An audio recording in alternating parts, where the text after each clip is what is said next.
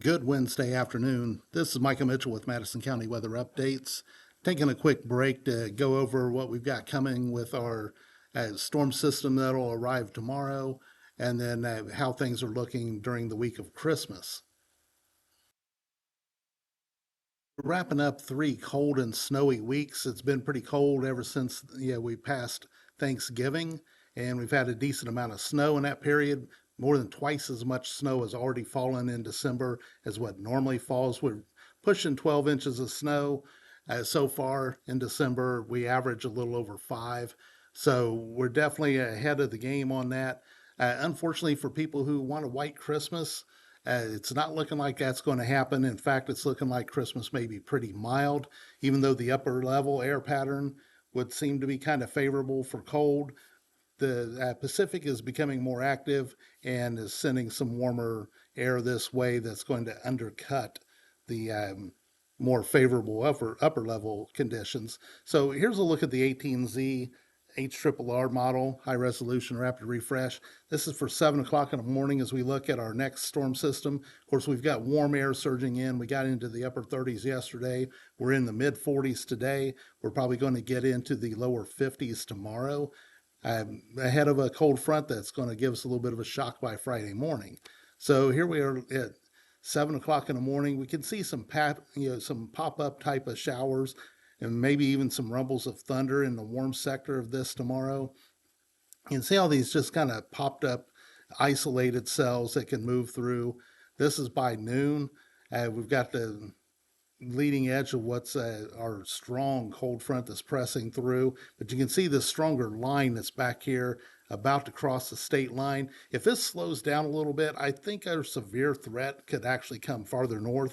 Right now, the severe threat seems to be southern Indiana and down into areas south of the Ohio River. But if this front were to slow down a couple of hours, that threat could come farther north. But it's on a good clip, so I think this model's doing pretty well with the timing.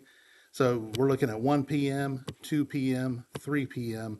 By 3 p.m., we could have a line of gusty winds and strong, or some heavier rains moving in. We could have some rumbles of thunder with this as well as it presses through. And then behind this, the winds will shift around and the temperatures will plunge. So while we'll be in the lower 50s early in the day, it will very quickly drop in the evening. Here's a look at the total anticipated rainfall from the high resolution rapid refresh model.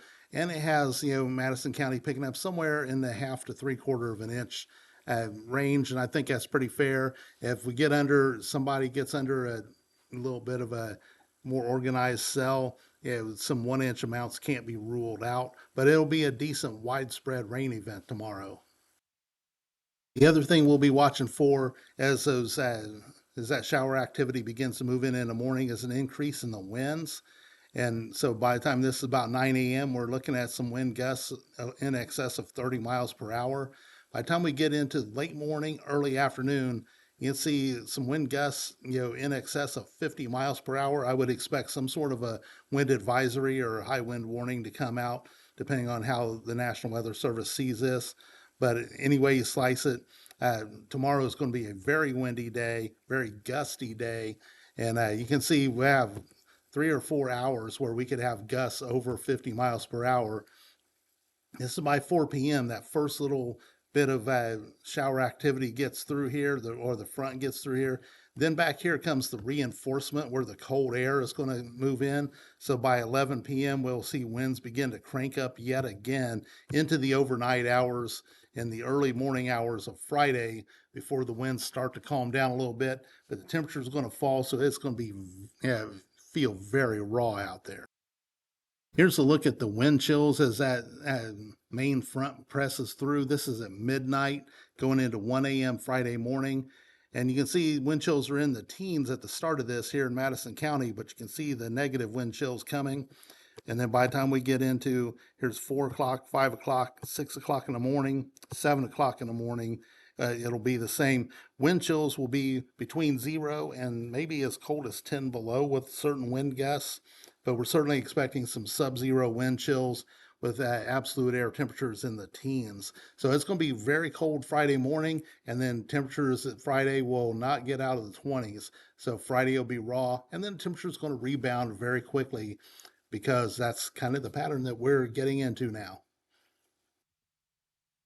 Regarding Christmas Eve and Christmas, there's some differences in the data that I want to show you because uh, even yesterday, pretty much all data was an absolute torch, Christmas Eve into Christmas.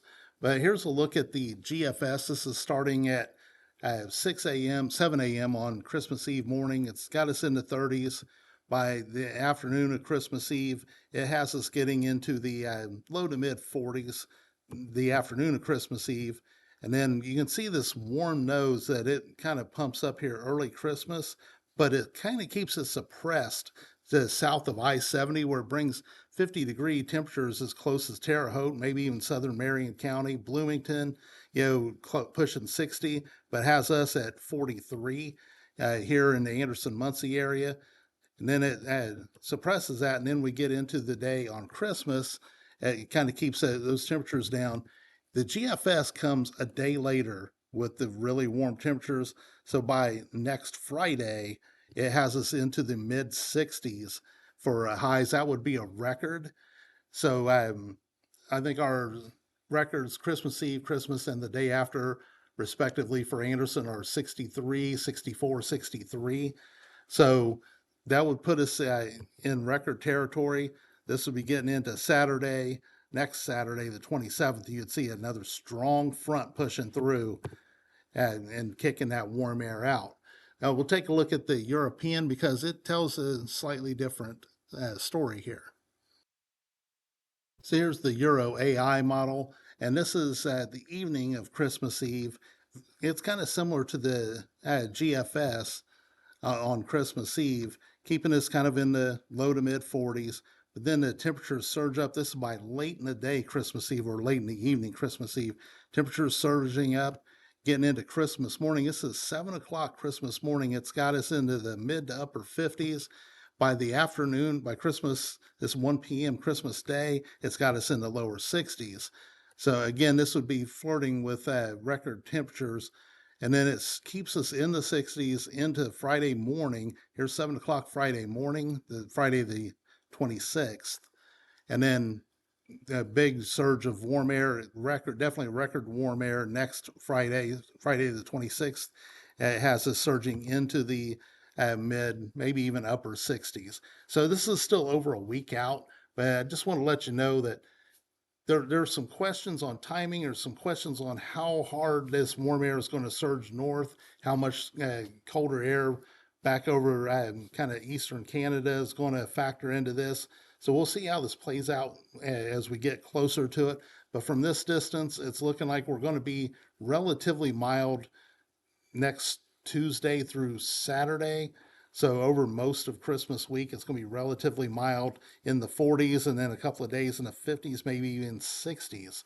So we'll see if this actually plays out. This is just model data right now. There are a couple of jokers in that deck, and so we'll see how it is. My personal opinion, we're not going to have white Christmas, so it might as well be 65. That's just my personal opinion, but we'll see how this is going to play out. But I just wanted to give you an idea of, again, we got a storm system moving in tomorrow. Warmer air will surge in overnight. Showers and storms will become likely on and off most of the day tomorrow with a stronger line coming through. Not severe, but just a gusty, heavy rainfall line coming through late tomorrow afternoon. Then temperatures plunge. All that water that falls could flash freeze on roads, so and make things icy. Then sub-zero wind chills by Friday morning, and then we turn around and look at Christmas week where it could be very mild. So I'll update you if necessary, and I'll update you on the Christmas outlook as that gets a little bit closer to, and I'll get a 7-day forecast out to you later on as well. This is Micah Mitchell with Madison County Weather Updates. Have a great day.